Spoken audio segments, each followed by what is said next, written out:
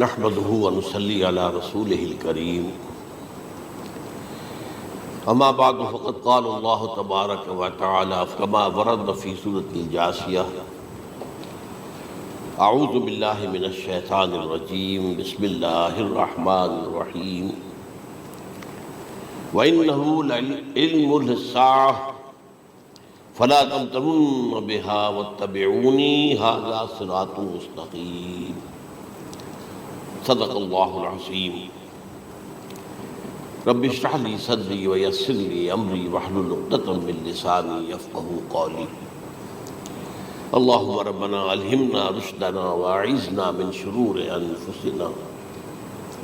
اللہم ارنا الحق حقا وارزقنا اتباعہ وارنا الباطل باطلا وارزقنا اجتنابہ آمین یا رب العالمین۔ قادیانیت سے متعلق ایک بحث کا آغاز ہو گیا تھا، کیونکہ ہمارے علم میں یہ آیا تھا کہ قادیانیوں نے خاص طور پر ماڈل ٹاؤن کو اپنا ایک مرکز اور اپنا اڈا بنانے کا فیصلہ کیا، اور اس کا ہمیں تجربہ بھی حاصل ہو گیا۔ کچھ نوجوان اہل سنت کے نوجوان میرے پاس آئے تھے اور انہوں نے میری توجہ اس طرح منعکس کرائی کہ یہاں پر یہ اپنی جمعے کی نماز کے لیے اوپن گراؤنڈ استعمال کر رہے ہیں اور اس میں لگا لیتے ہیں پارٹیشن وغیرہ، اور بڑی یوں سمجھیے کہ بڑی مہم کے ساتھ دونوں طرف کی سڑکیں بند کر کے، اور جو بھی لوگ مسافر ہیں انہیں بھی دعوت دیتے کہ آئیں یہاں جمعہ پڑھیں، اور بعض لوگ مغالطے میں وہاں جمعہ پڑھ لیتے۔ تو اس کے حوالے سے انہوں نے کوشش کی کہ کچھ نہ کچھ اس سلسلے میں، کیونکہ انہوں نے مجھے لا کر قانون دکھایا۔ پاکستان میں جو قانون نافذ ہے وہ یہ ہے، چاہے یہ کہ وہ نافذ نہیں ہے بالفعل، لیکن ہے قانون کی کتاب میں تو موجود ہے کہ قادیانی اپنے کوئی جو بھی ان کے نزدیک بھی ان کے مذہبی شاعر ہیں ان کو مسلمانوں کی شکل میں برملا علی الاعلان ادا نہیں کر سکتے، کیونکہ وہ تو دھوکہ دینی بات ہوگی کہ لوگ سمجھیں گے یہ مسلمان ہی ہیں۔ اب جب انہیں، آپ کو معلوم ہے کہ ہماری پوری جو مرکزی اسمبلی تھی، نیشنل اسمبلی، اس کے فیصلے کے تحت قرار دیا گیا بالاتفاق کہ قادیانی غیر مسلم ہے، دائرہ اسلام سے خارج ہے۔ یہ تو فیصلہ ہوا پارلیمنٹ کا ایک بڑے پیمانے، بعد میں پھر ضیاء الحق صاحب کے زمانے میں یہ تو ہوا تھا، آپ کو معلوم ہے بھٹو کے زمانے میں، تو ضیاء الحق صاحب کے زمانے میں اسی کی گویا کہ فردر سٹیپ کے طور پر یہ بات طے کی گئی اور قانون بنا دیا گیا کہ وہ اپنی مسجد کو مسجد نہیں کہہ سکتے اور مسجد کی صورت پر نہیں بنا سکتے کہ گزرنے والے کو یہ خیال ہو کہ یہ مسجد ہے۔ اسی طرح وہ اگر کوئی اسلامی شاعر کا ارتکاب کریں گے علی الاعلان تو بھی یہ قابل تعزیر ہے، جرم ہے۔ وہ اپنے کئی احاطوں کے اندر، اپنے گھروں کے اندر جو چاہیں کریں، لیکن کھلے میدان میں آ کر جو شاعر اسلامی باہر ان لوگوں نے سب کچھ اڈاپٹ تو کر رکھا ہے۔ سب سے بڑی بات تو وہ ہے کہ انہوں نے ایک جھوٹے نبی کا اقرار کیا ہے کہ وہ نبی ہے، اس نے ہمارے درمیان فصیل ہائی کر دی ہے۔ اب جو اس کو مانتے ہیں ان کے نزدیک ہم کافر ہیں۔ آپ کو معلوم ہے کہ یہ میں بیان کر چکا ہوں کہ حالانکہ قائد اعظم کا کتنا بڑا احسان تھا کہ چودھری ظفر اللہ خان کو انہوں نے فارن منسٹر بنایا پاکستان کا، لیکن جب ان کا انتقال ہوا ہے قائد اعظم کا تو اس کی جنازے کی نماز میں شریک نہیں ہوا، وہ شخص موجود رہا۔ جو دوسرے ممالک کے سفراء آئے ہوئے تھے، ظاہر بات ہے وہ مسلمان تو نہیں تھے، کوئی عیسائی تھے یا کوئی اور تھے، ہندو تھے، بدھ تھے، جو بھی تھے۔ اب چونکہ قائد اعظم کا انتقال تھا ایک مملکت کے صدر کا، تو وہ لوگ سبھی موجود تھے، لیکن ظاہر ہے کہ وہ نماز میں شریک نہیں ہوئے، وہ مسلمان تو نہیں تھے۔ ان کے ساتھ کھڑا رہا یہ شخص۔ اس نے یہ بات، اور جب اس سے پوچھا گیا کہ تم شریک کیوں نہیں ہو تو اس نے کہا دیکھو بھائی، مجھے یا تو مسلمان سلطنت کا کافر وزیر سمجھ لو یا کافر سلطنت کا مسلمان وزیر سمجھ لو۔ میرے نزدیک یہ کافر سلطنت ہے، میں اس کا مسلمان وزیر ہوں کیونکہ میں قادیانی ہوں۔ اب تمہارے نزدیک یہ اسلامی مملکت ہے تو میں کافر ہوں، پھر میں اس کی نماز کیسے پڑھوں؟ تو بہرحال ان چیزوں کی وجہ سے جو دھوکہ دینے والا معاملہ ہو گیا، ورنہ کوئی اور لوگ ہوں یہاں پہ، ہمیں ان سے تعارض نہیں ہے۔ عیسائی بھی ہیں، اپنی تبلیغ کرتے ہیں، کوئی خلاف ان کے رد عمل نہیں ہوتا، الا یہ کہ کہیں یہ واقعہ پیش آ جائے یا کوئی یعنی خام خواہ کو شوشہ کوئی شرارتی لوگ اٹھا دیں کہ انہوں نے قرآن کی یہ جو ہے بے حرمتی کی ہے، تو یہ تو پھر تحقیق سے معلوم ہو سکتا ہے کہ واقعہ کی تھی کہ نہیں کی تھی۔ لیکن ایک وقت میں جو اس پر تو ان کا احتجاج ہوتا ہے، لیکن یہ کہ ان کے جو ہے چرچ ہے ان کی ساری اور تبلیغ ان کی ہو رہی ہے اور بڑھ بھی رہی ہے تعداد ان کی، لیکن اس کے خلاف کوئی رد عمل تو ہمارے یہاں نہیں ہے۔ تو یہ ہے اصل میں وہ بات۔ تو اس پر جو گفتگو شروع ہوئی تھی میں آج اس کی تکمیل کرنے جا رہا ہوں۔ حضرت عیسیٰ علیہ السلام کی دوبارہ آمد کا تعلق ہے، اس کے ضمن میں قرآن مجید میں جو نص قطعی ہے وہ نص قطعی یہ ہے اِنَّهُ لَعِلْمٌ لِلسَّاعَةِ فَلَا تَمْتَرُنَّ بِهَا۔ حضرت عیسیٰ کا ذکر ہوا ہے سورہ جاسیہ میں، اور وہاں فرمایا گیا ہے کہ یہ عیسیٰ کا دوبارہ آنا قیامت کی علامت ہوگا، یعنی کہ اب قیامت بالکل قریب آ گئی ہے۔ اِنَّهُ لَعِلْمٌ لِلسَّاعَةِ، علم حاصل ہوگا ان کی دوبارہ آمد پر کہ اب قیامت جو ہے وہ سر پر آ گئی ہے۔ اچھا، اس کے ایک اور جو ہے ذرا بالواسطہ دلائل جو قرآن مجید میں آئے ہیں، ایک ان میں سے یہ ہے کہ سورہ آل عمران میں جہاں حضرت مریم کو بشارت دے رہا تھا فرشتہ کہ آپ کے ہاں ایک بیٹا ہوگا، وہ بڑی حیران تھی کہ میرے ہاں کیسے بیٹا ہو جائے گا، ماں کنت بغیہ، میں تو کوئی بدکار عورت تو نہیں ہوں، نہ میری کوئی شادی ہوئی ہے ابھی۔ تو اس میں جو باتیں بیان کی تھی فرشتے نے، وہ جو بیٹا ہوگا اس کی کیا شان ہوگی، اس میں یہ الفاظ بھی آتے ہیں وَيُكَلِّمُ النَّاسَ فِي الْمَهْدِ وَكَهْلًا، وہ باتیں کرے گا، لوگوں سے گفتگو کرے گا جبکہ وہ پنگھوڑے میں ہوگا، بچہ ہوگا، گود میں ہوگا، اور کہل کے وقت، کہل کہتے ہیں جب آدمی عمر میں جو ہے 40-45 کا کسی بھی اوپر ہو جائے، آپ پہلے طفل کہتے ہیں پھر جوان کہتے ہیں، عربی زبان میں شاب کا لفظ آتا ہے، بہت جوان، بڑی اچھی صحت میں ہے، اس کے بعد پھر ظاہر بات ہے ڈھلوان شروع ہوتی ہے، یہ کہل ہے۔ جب بڑھاپے کے آثار شروع ہوتے ہیں، بال سفید ہونے شروع ہوتے ہیں، تو یہ کہل ہے، قبول۔ اب سوال یہ ہے اس گھوڑے میں بات کر دیں، یہ تو معجزہ ہے، لہذا اس کا ذکر یہاں پر مناسب ہے۔ یہ بڑے ہو کر بات کرنے کی کیا ضرورت تھی کہنے کی، وہ تو سبھی کرتے ہیں انسان، یہ اسی لیے کہ معلوم ہو کہ کہولت بھی انہیں آئے گی یہاں، حالانکہ آپ کو معلوم ہے سب مانتے ہیں، عیسائی بھی مانتے ہیں، سب مانتے ہیں، 33 برس کی عمر میں انہیں اٹھا لیا گیا ہے، اس دور میں تو کہولت آئی نہیں، اس لیے قرآن ذکر کر رہا ہے۔ اور یہ بات جو ہے دوسری مرتبہ آئی ہے، یہ سورہ المائدہ میں آیت نمبر 110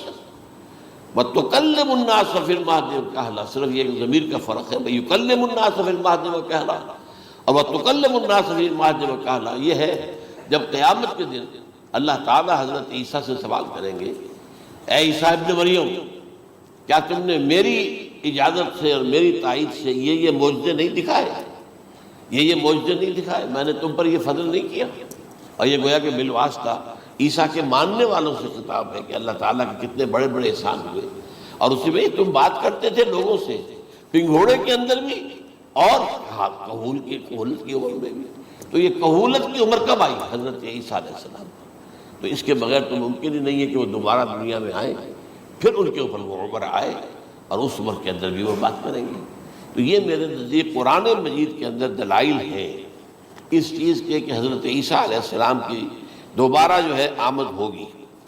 اب اس ضمن میں چاہتا ہوں کہ آج خاص طور پر جو الساعہ کی اور جو علامتیں قرآن میں آئی ہیں، یہ ضمنی مضمون ہو جائے گا، لیکن بہرحال یہ بھی ایک معلوماتی مضمون ہے کہ ایک تو یہ قیامت کی بڑی نشانیوں میں سے حضرت عیسیٰ کا دوبارہ آنا، اور کیا کیا جو ہے باتیں بیان ہوئی ہیں وہ ذرا غور سے سن لیجیے۔ پہلی بات میں نے ہلکا سا حوالہ دیا تھا، ہم تو ایک لفظ قیامت بولتے ہیں، وہ قیامت جو ہے اتنا ہمارے نزدیک جامع لفظ ہے کہ جس میں وہ بھی جو زلزلۃ الساعہ آئے گا وہ بھی ہے، پھر جو نفخ روح نفخ ساق ہوگا وہ بھی ہے، لیکن قرآن مجید سے معلوم ہوتا ہے کہ یہ الساعہ ہے، وہ گھڑی جس دن کے یہاں قیامت برپا ہوگی، زلزلہ آئے گا، شدید ترین حالات آئیں گے، فوری طور پر تمام انسان مر نہیں جائیں گے۔ جو ہے اس کا نقشہ جو کھینچا گیا ہے، یا ایھا الناس اتقوا ربکم ان زلزلۃ الساعۃ شیء عظیم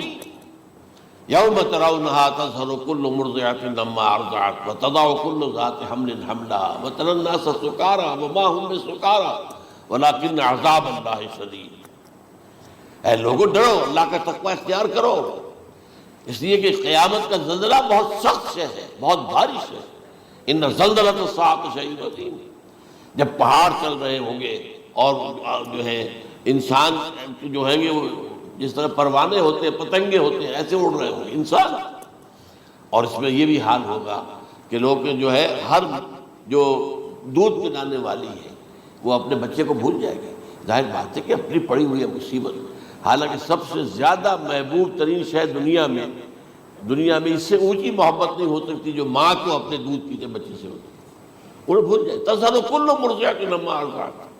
اور تمہیں ایسا محسوس ہوگا کہ لوگ کسی نشے کی کیفیت میں ہیں، یعنی وہ بدحواس ہیں، وہ بدحواس ہو گئے، لیکن یہ کہ وما ہم بسکارى، اور وہ مدہوش نہیں ہوں گے، ولکن عذاب اللہ شدید۔ تو یہ ہے زلزلۃ الساعہ، وہ ایک خاص وقت جو ہے، ایک خاص گھڑی جس میں کہ یہ ہونا ہے۔ اس کے علاوہ قرآن مجید میں القارعہ، القارعہ والقارعہ وما ادراک ما القارعہ، یوم یکون الناس کالفراش المبثوث وتکون الجبال کالعہن المنفوش۔ اب یہ کیا ہے؟ یہ نقشہ قیامت، یہ الساعہ، القارعہ الساعہ۔ اسی کے ساتھ قرآن میں آتا ہے الواقعہ، اذا وقعت الواقعۃ لیس لوقعتها کاذبہ، تو یہ خافضۃ رافضہ، یہ الفاظ سورہ واقعہ میں۔ اسی طریقے سے اور جو الحاقہ، ما الحاقہ وما ادراک ما الحاقہ، یہ تمام جو الفاظ قرآن مجید میں آئے ہیں یہ آئے ہیں الساعہ کے لیے، قیامت کے لیے نہیں۔ قیامت میں بعد میں بتاؤں گا آپ۔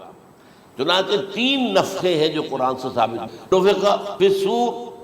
اور اس نفخ فی الصور کا یہ عالم ہوگا یوم ینفخ فی الصور ففزع من فی السماوات ومن فی الارض الا من شاء اللہ، جس دن پھونکا جائے گا سور میں، اور اس وقت صورتحال یہ ہو جائے گی کہ جو بھی آسمانوں میں ہے، زمین میں ہے، سخت پریشانی اور سخت پشیمانی اور ایک طرح کے مرعوبیت اور خائف ہو کر رہ جائیں گے، الا ان کے کہ جن کو اللہ چاہے، اس کے کوئی ملائکہ مقربین ہوں گے۔ من فی السماوات فی الارض ہے، اس کے ساتھ ہی یہ کہہ دیا گیا ہے، لیکن یہ باقی پورے لوگوں کے اوپر، پوری مخلوقات کے اوپر ایک جو ہے گھبراہٹ کی کیفیت طاری ہو جائے گی۔ تو یہ ہے پہلا فضا۔ دوسرا فضا کیا ہے؟ فضا صعق، صعق کہتے ہیں آدمی کا بے ہوش ہو جانا۔ یہ دوسری مرتبہ جب سور پھونکا جائے گا، وَنُفِخَ فِي الصُّورِ فَصَعِقَ مَن فِي السَّمَاوَاتِ وَمَن فِي الْأَرْضِ إِلَّا مَا شَاءَ اللَّهُ، یہ ہے کہ اس کے بعد وہ سب کے اوپر موت طاری ہو جائے گی۔ یہ دوسرے سور پھونکے جانے کے بعد پھر ثُمَّ نُفِخَ فِيهِ أُخْرَى، پھر ایک مرتبہ اور پھونک ماری جائے گی۔ یہ تیسرا ہو رہا ہے فَإِذَا هُمْ قِيَامٌ يَنظُرُونَ، تو اچانک سب کے سب کھڑے ہوں گے اللہ کی طرف دیکھتے ہوئے۔ اب یہ جو ہے یہ ہے یوم القیامہ، قام یقوم قیامت، کھڑا ہوگا، کیونکہ اس دن یوم یقوم الناس لرب العالمین، جس دن کے تمام انسان جو ہے کھڑے ہو جائیں گے اپنے رب کے حضور میں، جس کا نقشہ کھینچا گیا ہے اذا دکت الارض دکا دکا وجاء ربک والملک صفا صفا۔ تو یہ سب کے سب انسان بھی جو ہے موجود ہوں گے، فرشتے صفے باندھے ہوئے ہوں گے، اور اللہ تعالیٰ جو ہے اپنے خاص عرش کے ساتھ یحمل عرشہ ثمانیہ، 8 فرشتے اس عرش کو اٹھائے ہوئے ہوں گے، جبکہ یہ آسمان پھٹے گا اور اس روئے ارضی پر اللہ تعالیٰ کا نزول ہوگا۔ یہ جو ہے ہمارا یوم القیامہ یہاں ہے، یوم القیامہ ہی میں جو فیصلے ہونے یہاں ہونے، قصہ زمین برسر زمین، جو نیکیاں تم نے یہاں کمائی ہیں یا جو بدیاں تم نے یہاں کا ارتکاب کیا کا فیصلہ یہاں ہو۔ اس کے بعد واللہ عالم کچھ اور بھی چیزیں ہیں، لیکن یہ کہ وہ سب عام طور پر لوگوں کے علم میں نہیں ہے۔ میں نہیں چاہتا کہ خام خواہ کسی نئی بات سے کوئی جو ہے ذہنوں کے اندر کوئی ایک تشکیک پیدا ہو جائے، شبہات پیدا ہو جائے، لیکن یہ چیزیں جو میں نے آپ سے عرض کی از قرآن ثابت ہے، اسی زمین پر اترنا ہے۔ وَجَاءَ رَبُّكَ وَالْمَلَكُ صَفًّا صَفًّا، یہ سب کے سب آئیں گے، اور ملائکہ، اور اس کے علاوہ جو ہے دوسرے مقامات پر جس کا نقشہ کھینچا گیا ہے سورۃ الحاقہ کے اندر ہے، اللہ کا عرش جو ہے 8 فرشتے اٹھائے ہوئے نیچے اتریں گے۔ تو یہ تمام چیزیں قرآن مجید میں مذکور ہیں، اور یوم القیامہ یہی ہوگا، لیکن وہ ہے یوم القیامہ، ہم قیامت کہتے ہیں اس کو، جس کو قرآن کہتا ہے الساعہ، الزلزلہ، الحاقہ، القارعہ،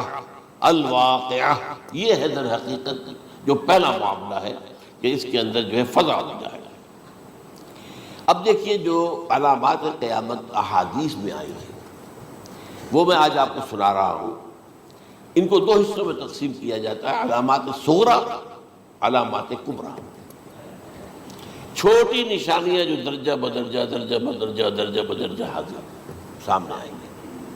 ایک ہے بالکل قیامت سے متصل قبل بڑے جو خرق عادت واقعات ہوں گے وہ آئیں گے۔ اچھا، پہلی چیز کے سلسلے میں حضرت انس رضی اللہ تعالیٰ عنہ سے یہ مروی ہے اور یہ حدیث متفق علیہ ہے۔ پہلی علامت حضور نے بیان کی قیامت کی علامات میں سے، اب میں لفظ قیامت اسی معنی میں بول رہا ہوں جس میں کہ ہم عام طور پر بولتے ہیں۔ آپ نے فرمایا علم اٹھا لیا جائے گا، جہالت کا دور دورہ۔ اب یہ کون سا علم اٹھایا جائے گا؟ سائنس کا علم نہیں، دین کا علم۔ آج تو ساری قدر و قیمت جو ہے جس کے لیے دوڑتے ہیں لوگ، لاکھوں روپے کی فیسیں دے کر MBA ہو رہے ہیں، یہ جو ہے اکاؤنٹنسی کا پاس کر رہے ہیں، یہ CA کر لیا ہے، یہ کوئی اور جو ہے فزکس میں، کوئی کیمسٹری میں ڈاکٹریٹ کر لی ہے، ڈاکٹر بن جائے تو کیا ہی کہہ رہے ہیں۔ اس لیے کہ بڑی چیز جو پاکستان سے ایکسپورٹ ہوتی ہے وہ ڈاکٹر ہے۔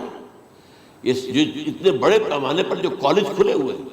3 لاکھ روپے ایک سال کی فیس، 5 لاکھ روپے ایک سال کی فیس، یہ کیوں لیتے ہیں اور کیوں لوگ دیتے ہیں؟ کہ موقع مل جاتا ہے نا، MBBS کر کے امریکہ کے اندر بھی ڈیمانڈ ہے،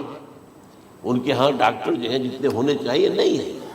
لہذا اور بھی بہت سی جگہوں پر ڈیمانڈ ہے۔ تو جس چیز کی مارکیٹ میں ڈیمانڈ ہے وہ علم ہے۔ آج علم کمپیوٹر کا علم ہے یہ، حالانکہ ان میں سے کسی کے اوپر لفظ علم کا اطلاق میرے نزدیک غلط ہے، جہالت ہے۔ علم وہ ہے جو ذہن کو جلا دے، جو سوچ کو جلا دے، روشنی پیدا کرے، دماغی روشنی، وسعت دے، انسان کے فکر کو وسعت دے، اس کے ذہنی جو ہے جو افق ہے اس کو وسیع کرے۔ علم تو وہ ہے جو حقیقت کے کیا علم بھی اسے عطا فرمائے۔ قرآن ہے، حدیث ہے، باقی اور چیزیں جو اس سلسلے میں آ سکتی ہیں وہ ہے کہ جو قرآن اور حدیث کی سمجھنے میں مومن ہو اور زیادہ جو ہے اس کے تک فہم کو آسان کر۔ لیکن یہ کہ فرمایا علم اٹھا لیا جائے گا، جہالت کو فروغ ہوگا، ظاہر بات ہے ایک ہی بات ہوئی ہے۔ دوسرا نمبر پہ یہ کہ جہالت کو فروغ ہوگا۔ نمبر 3 زنا کثرت سے ہوگا۔ نمبر 4 شراب نوشی عام ہو جائے گی۔ نمبر 5 عورتوں کی تعداد بہت زیادہ ہو جائے گی، مردوں کی تعداد کم ہو جائے گی، یہاں تک کہ 50 عورتوں کا خیر خبر کرنے والا، کوئی نگرانی کرنے والا، وہ ایک مرد۔ اچھا، یہ تو ہے ایک حدیث کی میں نے آپ کو بیان کر دی، متفق علیہ، یہ بخاری اور مسلم دونوں میں۔ دوسری حدیث بخاری کی ہے، اس کو حضرت ابو ہریرہ رضی اللہ تعالیٰ عنہ نے روایت فرمایا ہے، قیامت آئے گی جب امانت ضائع ہو جائے گی۔ آج ہمارے ہاں امانت کے ضائع ہونے کا جو نقشہ ہے شاید پوری دنیا میں کہیں اور نہیں۔ جس طرح کے غبن یہاں ہوتے ہیں، جس طرح کک بیکس جو ہے وہ لیے جاتے ہیں، اس غریب یعنی قوم غریب ہے لیکن یہاں وہ امیر بہت بڑے بڑے لوگ ہیں، وہ تو دنیا بھر کے ٹاپ کے امیروں کے اندر اس کا شمار ہو جائے گا۔ لیکن یہ کہ یہ سب امیر کیسے بنے؟ غبن بلین کرتا ہوں اس کا، اب تو اس سے کم کی تو بات ہی نہیں ہوتی۔ فلاں نے اتنے بلین جو ہے پیسے اپنا جو ہے قرضہ معاف کرا لیا۔ بھائی کس نے کیا، کون کرتا ہے معاف؟ یہ کسی کے باپ کی جاگیر ہے؟ یہ پیسہ بینک کے اندر حکومت کا ہے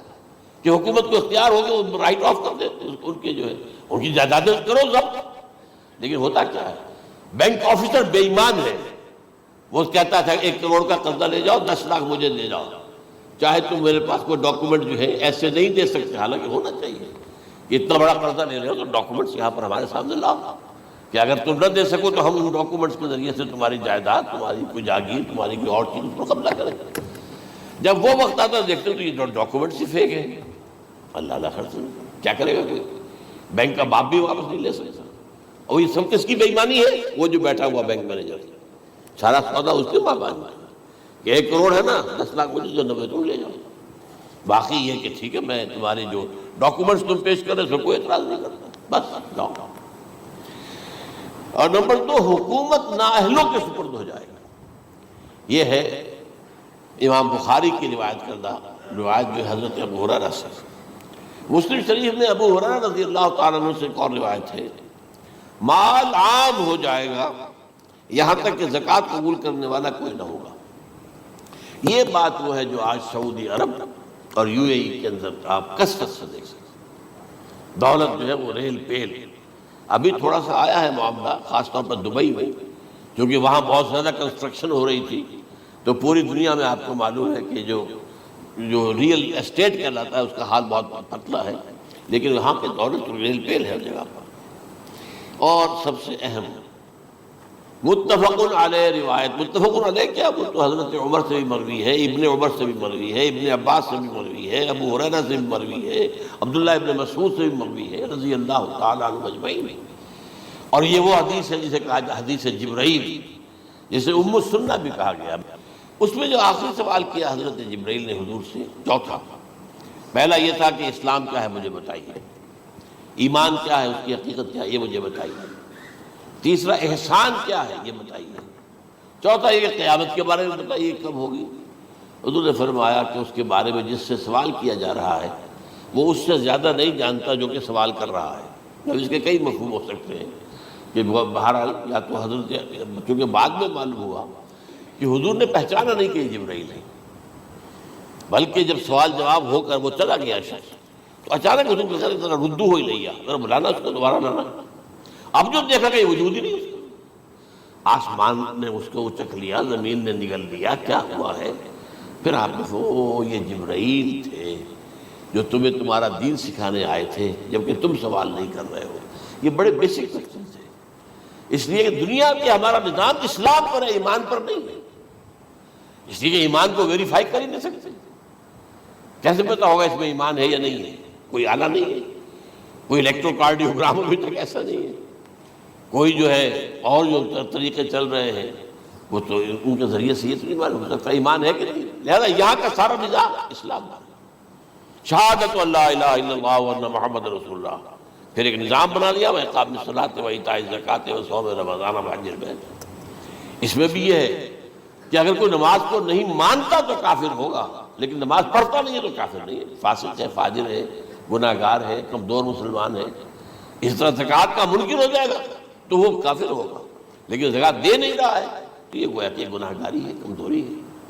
تو اس حوالے سے نوٹ کر دیجئے کہ یہاں کا دنیا کا سارا اسلامی نظام اور سارا کانسٹیٹیوشنل اور لیگل سسٹم جو ہے اسلام کا وہ اقرار باللسان پر ہے، ایمان ہے وہ کہ جس کی بنیاد پر وہاں فیصلے ہوں گے۔ یہاں کوئی شخص مسلمانوں کا بڑا لیڈر ہے، بڑا علامہ ہے، بڑی اس کی قدر و منزلت ہے، اس کے ہاتھ چومے جا رہے ہیں، پاؤں چومے جا رہے ہیں، ہو سکتا ہے وہاں کہا جائے دفع ہو جاؤ، تمہارے دل میں ایمان نہیں تھا، تم نے یہ سب کچھ کیا تھا اس لیے کہ کہا جائے کہ بڑے عالم ہو، اور یہ کہا جا چکا فقط قیل، اب یہاں کچھ نہیں ہے تمہارے پاس۔ پھر فرشتوں کو حکم ہوگا کہ اس کو گھسیٹتے ہوئے جہنم میں ڈال دیں۔ 3 باتیں بیان کیا آپ نے،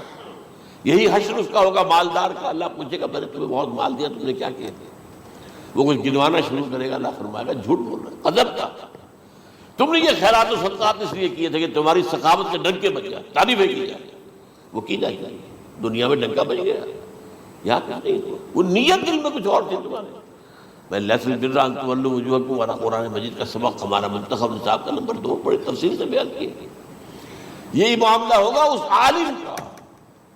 اللہ فرمائے گا میں نے تمہیں علم دیا، تم نہیں، وہ کہے گا میں نے علم پھیلایا لوگوں میں ہدایت کی، جھوٹ بول رہے ہیں، تم نے تو صرف اس لیے کیا تھا، تمہاری نیت یہ تھی کہ بڑا عالم شخص ہے، بڑا فاضل شخص ہے، تو یہ سب کہا جاتا ہے۔ تو وہاں کا معاملہ جو ہے وہ اسلام پر نہیں ہے۔ یا آپ دکھائیں گے دیکھیے میرا آئیڈینٹی کارڈ، اس پہ اسلام میرا مذہب لکھا ہوا ہے، یا یہ میرا پاسپورٹ ہے، آئیڈینٹیفیکیشن کے لیے دنیا میں عام طور پہ یہ چیزیں ہوتی ہیں، کوئی تعلق نہیں۔ آخرت کا معاملہ کسی اور شے پر ہے، وہ تو ایمان دل میں ہے، اور تمہارے تمام جو حرکات ہیں، اعمال ہیں، ان سب کے اندر جب تک کہ اصل جو قوت متحرکہ ہے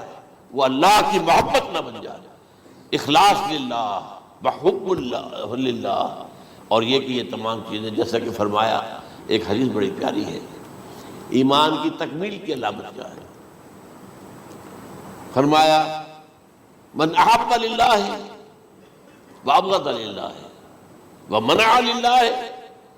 واعطى للہ فقد استکمل الایمان۔ جس شخص نے محبت جس سے بھی کی اللہ کے لیے کی، اپنے مفادات کے لیے نہیں، رشتہ داری کی بنیاد پر نہیں، محبت اوپر ہو جائے، رشتہ دار کا حق ہے دو، بیوی کے حقوق ہیں دو،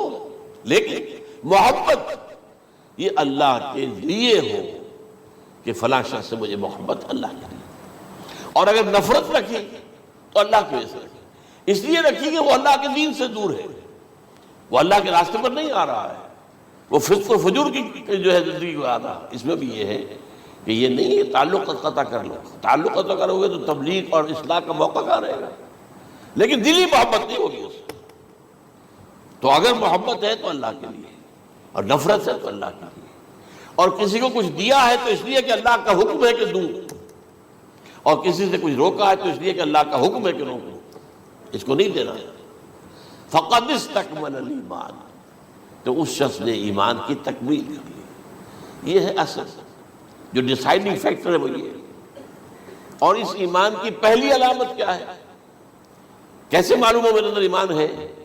پہلی علامت سب سے کم تر درجے کا ایمان، اس میں فرمایا گیا اذا اساءت کا سیئۃ وحسنت کا حسنۃ فانت مؤمن، اگر کوئی اچھا کام کر کے خوشی ہو اور کوئی برا کام ہو جائے تو ملامت ہو، یہ کیا کر بیٹھا، یہ میں نے کیا کیا ہے، یہ مجھے نہیں کرنا چاہیے تھا، یہ اگر احساس ہے نیکی اور بدی تو تمہارے اندر ایمان ہے۔ یہ ایمان ہے ادنیٰ درجے، اور وہ ایمان من احب للہ وابغض للہ واعطى للہ ومنع للہ فقد استکمل الایمان۔ اچھا، یہ جو متفق علیہ حدیث ہے جو حضرت جبرائیل کی ہے، اس میں پھر انہوں نے کہا کہ اچھا اگر آپ مجھے یہ کب ہوگی قیامت نہیں بتا سکتے تو اس کی کچھ علامتیں بتائیے۔ یہ بڑی عظیم تر، کیونکہ یہ تو تمام احادیث کے اندر میں نے عرض کیا نا کہ سب سے زیادہ صحابہ سے منقول ہے، اور آپ نے فرمایا کہ جب لونڈی اپنی مالکہ کو جنے گی اور تم دیکھو گے کہ ننگے بدن ننگے پیر بھوکے ننگے بھیڑوں اور بکریوں کو چلانے والے اونچی سے اونچی عمارتیں بنانے میں ایک دوسرے کا مقابلہ کریں گے۔ اذا تلد الامۃ ربتها، کیا بات ہے، یہ خاص الفاظ کیوں کہے گئے؟ اولاد والدین کے سامنے دب کر رہتی تھی، کبھی سینہ تان کر بات نہیں کرتے تھے، ٹھیک ہے کوئی بات آپ مان نہیں سکتے، ابا جان یہ بات تو میں نہیں کر سکتا، یا فرض کیجئے کہ وہ آپ کو کسی نیکی سے روک رہے ہیں، کہ دینی کام سے روک رہے ہیں، ابا جان یہ تو میں نہیں کروں گا، یہ تو دین کا فرض ہے، یہ کہیں آپ اور ڈٹ کر کہیں اور جمیں اس پر، لیکن یہ کہ کوئی سرکشی کا انداز نہ ہو، ایسا نہ ہو کہ اپنے جناب سینے کو تان کر کے کھڑے ہو جائے، میں نہیں کروں گا، یہ نہیں، یہ غلط ہو جائے۔ اچھا، اولاد میں بیٹی جو ہوتی تھی وہ زیادہ سبارڈینیٹ، سبمسیو، بات ماننے والی، کہیں بھی سر اونچا نہ کرنے والی، اور آخری دور میں کیا ہوگا، بیٹیوں سے مائیں ڈریں گی، انہیں ٹوک نہیں سکتی کسی بات پر، پتہ نہیں کیا بک دے کیا بکواس کر دے۔ یہ تو ہمارے یہاں ہو گیا ہے، باہر کیا ہے تو آپ یہ بھی نہیں پوچھ سکتے، آپ کی 13 برس کی لڑکی آئی ہے رات کو 1 بجے، نہیں پوچھ سکتے کہاں رہی ہے، یہ رات کہاں گزاری، پوچھ ہی نہیں سکتے، یہ پوچھنا بھی جرم ہے۔ اپنے چھوٹے بچے کو آپ نے تھپڑ مار دیا، تہذیب ہے، سکھانا ہے، غلط کام کیا ہے، اس کی سرزنش ہو رہی ہے، فوراً وہ اگر ایک فون کر دے گا پولیس آئے گی، بچے کو لے جائے گی، اسے لا کر کہیں اور جو ہے ڈپازٹ کرے گی، اور آپ پر مقدمہ چلے گا، آپ کو اس کی سزا بھگتنی ہوگی۔ ظاہر بات ہے کہ پھر وہاں سرکشی کا کیا عالم ہوگا، پھر اولاد کہاں سر جھکائے گی، کس درجے میں جھکائے گی، اس کی تربیت عثمانی میں ہوئی نہیں۔ تو ان تلد الامۃ ربتها، گویا کہ بیٹی کے نزدیک ماں جو ہے وہ ایسی ہو جائے گی جیسے لونڈی گویا کہ لونڈی نے ایک اپنی مالکہ کو جنم دیا ہے، بیٹی مالکہ بن جائے گی اور ماں جو ہے لونڈی بن جائے گی، اور دولت کے ریل پیل کا ابھرتا دکان، یہ جو بھوکے ننگے اور مفلس، کیا حال تھا 100 برس پہلے، انہیں کھانے کا کچھ نہیں ملتا تھا۔ یہ مشرقی ساحل پر تھے، یہ سوائے یہ کہ مچھلیاں پکڑ لی اللہ خیر وہ کھا لی، یا کہیں ان کو بیچ دیا، کوئی بنڈی لگ گئی، بنڈی لگ جاتی تھی وہاں، اور کیا تھا۔ اور مغربی ساحل پہ کیا ہوتا تھا، ساری ان کی معیشت حج کے گرد گھومتی تھی، حاجی آئے ہیں، خریداریاں کر رہے ہیں، اور آپ کو معلوم ہے پوری دنیا سے مال پہلے بھی پہنچتا تھا وہاں، آپ کو جو ہے ہر ملک کے ہر کونے کا پھل وہاں مل جائے گا آج بھی۔ اور وہاں پر یہ ہے کہ سب سے بڑی بدوؤں کے لیے سب سے بڑی بات کیا تھی، قربانی کا گوشت، اسے وہ سکھاتے تھے، سخت چمڑے کر کے کھاتے تھے، یہ ان کا حل تھا۔ آج جا کر دیکھیے نئے شہر بن رہے ہیں، امریکنز کو کانٹریکٹ دیے جا رہے ہیں، بالکل ماڈرن شہر بنا دو، ایک ایبسلیوٹلی ماڈرن شہر جو ہے، وہ جو مشرقی ساحل کے اوپر جو پہلے سے آرام کو سٹی ہے، امریکن سٹی ہو، اس کے اندر کوئی سعودی بھی داخل نہیں ہو سکتا سوائے جس کے پاس اس سٹی کی طرف سے لائسنس نہ ہو، اور اس کی چار دیواری کے اندر، چار دیواری کیا فصیل کے اندر کہیں ہے، جو چاہو کرو، کوئی تم پر پابندی نہیں، ننگے نہاؤ، تالاب ہے نہا رہے، ننگی عورتیں ننگی مردیں نہا رہے، کوئی پوچھنے والا نہیں۔ اب اسی قسم کا ایک سٹی آباد ہونا جا رہا ہے مغربی ساحل پر، جدہ اور ینگوع کے درمیان، اور اس میں اصل میں جتنی بھی دولت ہے جو پیٹرول کی ہے وہ وہیں پر رکھ لی جاتی ہے امریکہ کے اندر، تاکہ امریکہ جو ہے ایسے ایسے پروجیکٹ بنا کر جب تمہیں دے گا تو اس میں سے پیسے لے گا، وہ نہیں ملتی ان کو واپس۔ بہرحال یہ تو میں نے ایک جگہ آپ سے ذکر بھی کیا تھا، دی کنفیشن آف این اکنامک ہٹ مین، وہ کنفیشن کی بات جو ہے اگر آپ میں سے کسی کو دلچسپی ہو تو اسے پڑھیں، کہ کس طریقے سے 1973 کے آئل امبارگو کے بعد جو شاہ فیصل شہید کے زمانے میں ہوا تھا، پھر جس طریقے سے امریکہ نے ان تمام ممالک کو جکڑ لیا ہے، اس کا پورا جو پروسیس کیا تھا وہ سامنے آتا ہے۔ پر اس کے بعد آتا ہے علامات کبریٰ کا ذکر، بڑی علامتیں جو کہ بالکل خرق عادت کے انداز میں ہوگی، جن کا معاملہ جو ہے وہ آپ کے ناپ تول میں نہیں آ سکتا، آپ کی کیمسٹری فزکس اس کا جو ہے وہ نہیں کر سکتی، ادراک ہوگا یہ قیامت کی۔ ان میں نمبر 1 کیا ہے، بہت بڑا دھواں آئے گا، پوری دنیا کو لپیٹے گا۔ نمبر 2 دجال کا ظہور ہوگا، جو اپنی خدائی کا دعویٰ لے کر آئے گا اور بنوائے گا، اس کے ہاتھ میں ہو جائیں گے، قبضے میں ہو جائیں گے سارے ذرائع پیداوار، اس کی طرف بھی پہلا قدم اٹھ چکا ہو، ٹرپس کے نام سے معاہدہ ہو چکا ہے، کوئی ملک اپنا بیج پیدا نہیں کر سکتا، یہ بیج ہم نے ڈیولپ کیے ہیں، ان کے ڈیولپمنٹ سے پہلے تم ایک ایکڑ سے کتنی گندم لیتے تھے، آج کتنی لے رہے ہیں، کس بنا پر؟ جینیٹکس کا جو کام ہم نے کیا ہے اس کی بنا پر ہو رہا، ہاں تو ہمارا حق ہے، اس کی رائلٹی ہمارے پاس آنی چاہیے، لہذا صرف ان اداروں سے ملٹی نیشنل سے خریدا جائے گا بیج، اور بیج بھی وہ دیں گے وہ کہ جس سے جو فصل اگے گی وہ بیج نہیں لا سکتے، وہ بیج کا کام نہیں کر سکتے۔ جیسے آپ کو معلوم ہے کہ آپ کے ہاں جو گوشت کھایا جاتا ہے مرغے کا، تو مرغا وہ جو ہے اس میں مرغا ہو یا مرغی ہو، اس کے اندر کوئی وہ کیفیت ہی نہیں ہے، ان کے انڈے جو ہے ان سے آپ بچے حاصل نہیں کر سکتے، ہے تو انڈا، دیکھنے کو تو انڈا ہے، لیکن وہ بنڈا جو ہے اس سے بچہ تو نہیں حاصل کر سکتے۔ ایسے ہی وہ گندم کا بیج دیں گے، نظر آئے گی گندم، لیکن اس کے اندر وہ صلاحیت نہیں ہے کہ اس سے جو فصل ہوئے گی اس کا نتیجہ جو ہے وہ بھی آپ لے سکتے، یہ ہونا ہے، اللہ جانے، قدم اٹھ رہے ہیں ادھر۔ پھر یہ ہے کہ دابۃ الارض، زمین سے ایک حیوان نمودار ہوگا، زمین شق ہوگی۔ ابھی میں کہہ رہا ہوں خرق عادت ہے، یہ چیزیں وہ نہیں ہیں جو ہماری کسی حساب کتاب میں جو باتیں پہلے آئی ہیں وہ تو حساب کتاب میں آ رہی ہیں، ساری سمجھ میں آ رہی ہیں، ساری چیزیں مشاہدہ ان کا ہو رہا ہے، لیکن یہ ہے کہ دابۃ الارض، یہ کہتے ہیں کہ کوہ صفا، اس میں تو نہیں ہے حدیث میں، کوہ صفا پھٹے گا اور اس میں سے ایک حیوان دابہ وہ ظاہر ہوگا، تو اسی لیے فرمایا ہے وَإِذَا وَقَعَ الْقَوْلُ عَلَيْهِمْ أَخْرَجْنَا لَهُمْ دَابَّةً مِّنَ الْأَرْضِ تُكَلِّمُهُمْ، تو ہم اندر سے پیٹ کو چیر کر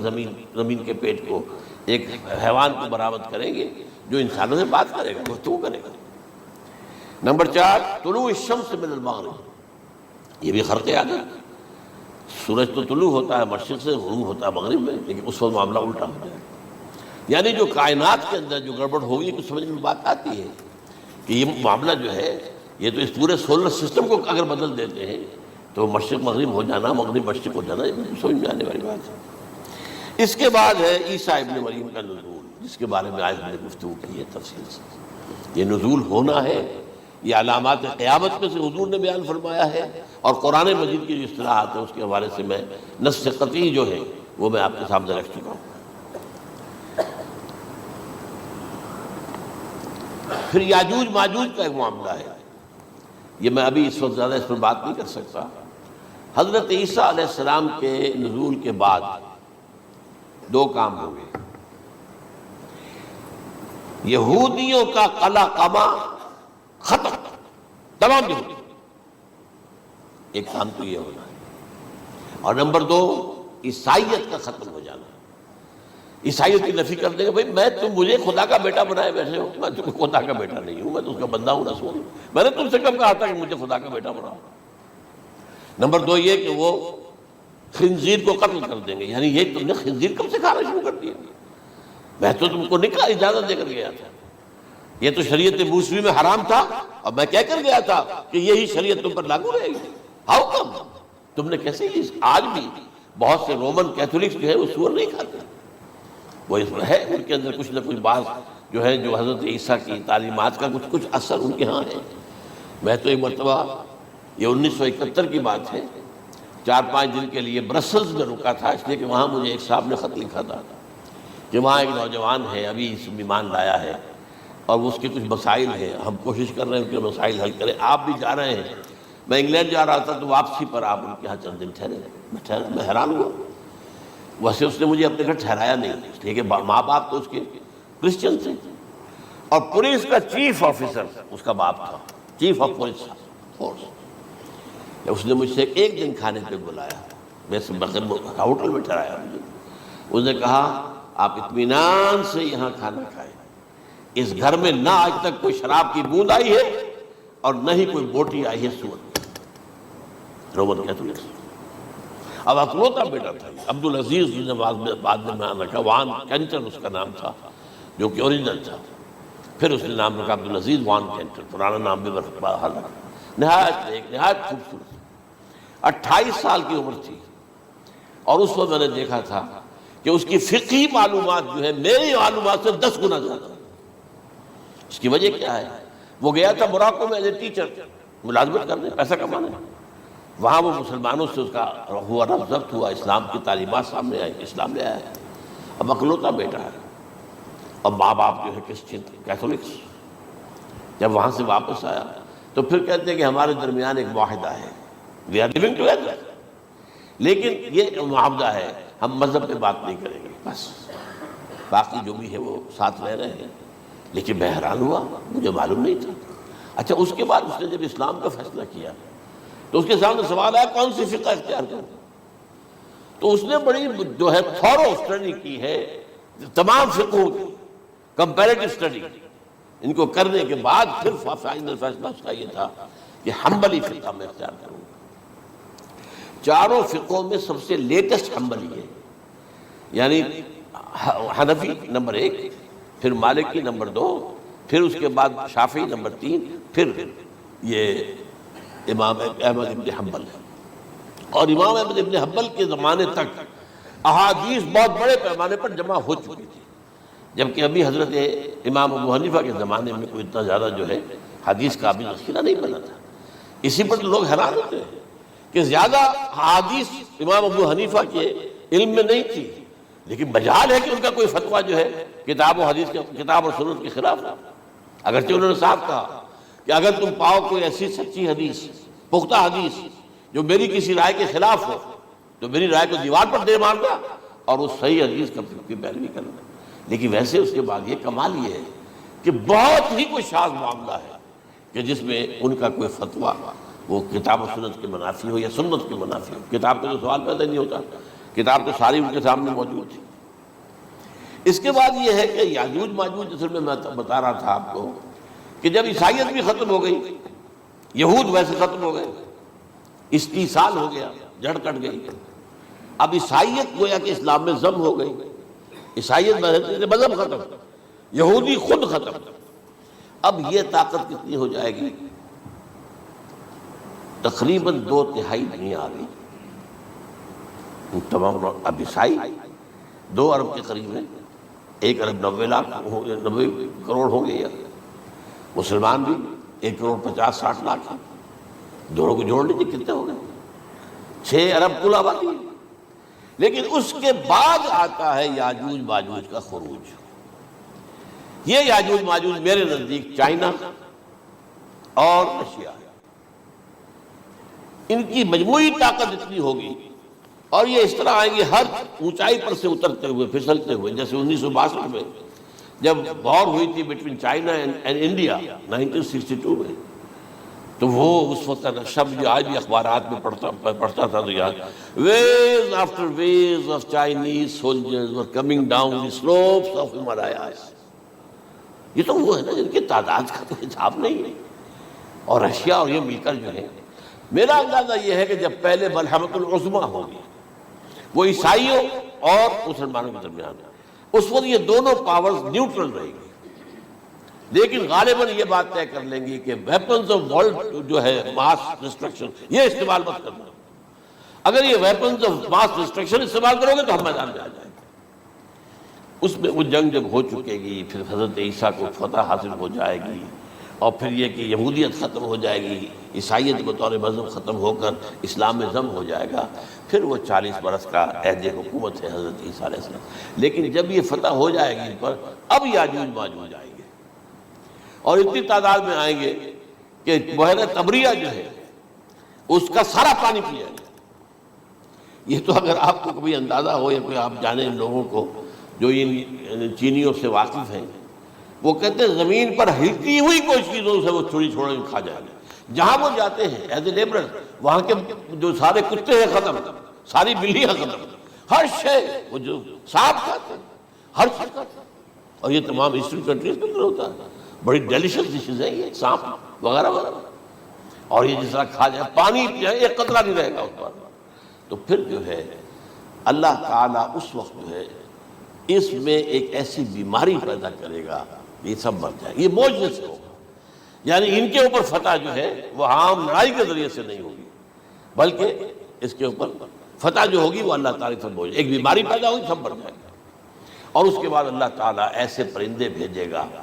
بڑی لمبی لمبی گردنوں والے، وہ ان سب کو کھا جائیں گے، جیسے ہمارے ہاں گدھ ہوتے ہیں وہ ان کو صاف کر دیں گے، ورنہ تو یہ ہے کہ پوری دنیا کے اندر جو بدبو اور جو پیدا ہوتا معاملہ اس سے، تو اس نوع انسانی کی بقا ممکن نہیں تھی۔ ان کے خاتمے کے بعد پھر یہ ہوگا کہ حکومت اسلامی جو ہے پوری دنیا میں حضرت مسیح علیہ السلام کی ہوگی، 45 برس وہ رہیں گے، اسی میں وہ کہلت بھی آ جائے گا، وہ فی المہد و کہلت جو میں نے شروع میں بیان کیا تھا، اسی میں پھر یہ ہے کہ وہ شادی بھی کریں گے، ان کی اولاد بھی ہوگی، اور پھر ان کا انتقال ہوگا تو حضرت حضور صلی اللہ علیہ وسلم کے حجرے میں، وہیں پر جہاں حضور اور ابو بکر اور عمر رضی اللہ تعالیٰ عنہ دفن ہیں، وہیں پہ ان کو دفن کیا جائے گا، اور قیامت کے دن حضور فرماتے ہیں کہ میں اور یہ تینوں ساتھ نکلیں گے۔ تو یہ ہے حالات و واقعات۔ بہرحال اس میں یہ ہے کہ یہ نوٹ کر لیجئے کہ جہاں تک ہمارے ہاں آج کل کا معاملہ ہے، میرے نزدیک میں یہ کہنے پر مجبور ہوں، جو رفع و نزول مسیح کو نہیں مانتا وہ کم سے کم منکر حدیث ضرور ہے، میں اس سے کم کا فتویٰ نہیں دے سکتا۔ اب یہ ہے کہ جو لوگ مہدی کو نہیں مانتے ان کا معاملہ میں مختلف سمجھتا ہوں، چند منٹ لے رہا ہوں آپ کے، اس لیے کہ ان کی حدیثیں صحیحین میں نہیں ہیں، بخاری مسلم میں نہیں، اور یہ کہ بہرحال ان کا معاملہ جو ہے وہ ایسا نہیں ہے حضرت عیسیٰ کا۔ حضرت عیسیٰ کے آنے کا جو کچھ ہوگا وہ تو میں نے آپ کے سامنے بیان کر دیا، لیکن یہ ہے کہ حضرت مہدی ہمارے نزدیک اس میں خرق عادت کوئی ہے ہی نہیں، جیسے ہر صدی کے مجدد ہوتے ہیں، آخری صدی کے مجدد وہ ہوں گے، اور میرے نزدیک یہی آخری صدی ہے، اور اسی میں حضرت مہدی کا ظہور ہو جانا۔ سعودی عرب میں کوئی خانہ جنگی ہوگی کسی بادشاہ کے انتقال پر، اور پھر اس وقت یہ ظاہر ہوں گے، اس وقت ملک کے حالات کو سنبھالنے کے لیے لوگ ان کو زبردستی نکالیں گے، چھپے ہوئے ہوں گے ایک گھر میں، یہ حضرت ام سلمہ رضی اللہ تعالی عنہ کی روایت ہے کہ ایک بادشاہ کے انتقال پر یہ بخارا جنگی ہو جائے گا اور ایک شخص مدینے سے بھاگ کر مکے میں چھپ جائے گا. یہ تو ہے ان کے الفاظ، میں توجیہ کر رہا ہوں. یہ لوگ ان کی طرف دیکھ رہے ہوں گے کہ یہ جو وقت آیا ہے فتنے کا ہماری قوم پر، ہمارے ملک پر، تو ان کی شخصیت ایسی ہے کہ یہ بیچ میں آئیں، صلح صفائی کرائیں، اور وہ جو ہے اس ذمہ داری سے بچ کر بھاگیں گے اور جا کر مکے میں چھپ جائیں گے. پھر لوگ انہیں تلاش کر کے نکالیں گے اور زبردستی ان کے ہاتھ میں بیٹھ کریں گے، ورنہ وہ اتنے بڑے منصب کو. اور پھر یہ بھی ہے، ایک حدیث میں آتا ہے یصلحو فی لیلۃ واحدہ، ایک رات میں ان کی مکمل اصلاح کر دیں. یعنی اگر کوئی تھوڑا بہت نقص اور عیب ہوا بھی، کوئی کمی کوتاہی ہوئی بھی، تو اللہ تعالیٰ ایک رات میں اصلاح کروا دیں. لیکن ہمارے نزدیک اس قدر کوئی خرق عادت ہے ہی نہیں. البتہ جو کہتے ہیں اہل تشیع، وہ خرق عادت ہے کہ ان کے 12ویں امام جو ہے وہ بچپن ہی کے اندر اس خوف سے کہ جو بنو عباس بادشاہ ہیں وہ ان کو قتل کر دیں گے، تو وہ ایک غار میں چھپا دیے گئے. اب وہ 1200 برس سے اس غار کے اندر چھپے ہوئے، اور اس کے بعد وہ ظاہر ہوں گے، وہ امام مہدی ہوں گے. اس میں خرق عادت ہے، لیکن میں یہ کہتا ہوں کہ محض خرق عادت کی بنیاد پر ہم اس کی نفی نہیں کریں گے. کیوں؟ کیا ہم یہ نہیں مانتے کہ اصحاب کہف 300 برس تک سوئے رہے؟ یہ کیا عام بات ہے؟ حضرت عزیر علیہ السلام اللہ نے انہیں موت دی، موت، اور 100 برس کے بعد زندہ کر کے اٹھا لیا. تو خرق عادت حضرت عیسیٰ کو ہم اتنا بڑا خرق عادت مانتے ہیں کہ اٹھا کر آسمان پر، تیسرے آسمان کے اوپر ہیں، موجود ہیں، اب بھی ہیں. شب معراج میں تیسرے آسمان پر حضور کی ملاقات ان سے ہوئی. تو یہ خرق عادت کی بنیاد پر نفی نہیں ہم کہتے ہو سکتا، لیکن یہ کہ اس کے لیے ہمارے پاس کوئی دلیل نہیں، کوئی احادیث نہیں، کچھ نہیں، اس لیے ہم اس کو نہیں مانتے. البتہ خود وجود جو ہے حضرت مہدی کا وہ کوئی عجیب بات نہیں ہے. وہ تو جیسے پہلے بھی آئے ہیں ہمارے مجددین، ایسے مجدد ہو گے اور دین کو تازہ کر دیں گے. ایک صحیح اسلامی ریاست جو ہے وہ عرب میں قائم ہو جائے گی دوبارہ. حضور نے فرمایا وہ عدل اور انصاف سے عرب کو اسی طرح بھر دے گا جیسے کہ وہ اس سے پہلے ظلم اور جور اور زیادتیوں کے اس سے بھری ہوئی ہوگی. تو یہ کام ہوگا، یہ تو مجدد کا کام ہوتا ہی ہے اس حوالے سے. لیکن بہرحال میں نے پھر بھی کہا کہ اگر احادیث کی کمزوری کی وجہ سے کہ صحیح عین میں نہیں ہے، اگر کوئی شخص انکار کرے تو مجھے کوئی اعتراض نہیں ہے، ٹھیک ہے. لیکن جو حضرت عیسیٰ کے نفع سماوی اور حضرت عیسیٰ کے نزول کا انکار کرتا ہے، وہ کم سے کم، میں انہیں اور آگے کوئی فتویٰ نہیں دیتا کہ وہ کافر ہو گئے یا یہ ہو گئے یا وہ ہو گئے، لیکن منکر حدیث کے لائن میں تو وہ لازماً کھڑے ہو گئے، کیونکہ اتنی واضح پکی حدیثیں ہیں حضرت مسیح کے نزول کی، اور علامات قیامت میں جس طرح کا ذکر آتا ہے کہ اس سے انکار جو ہے وہ جب تک آپ پوری حدیث کے ذخیرے کا انکار نہ کریں اس وقت تک ممکن نہیں ہے. اقول قولی ھذا واستغفر اللہ لی ولکم ولسائر المسلمین.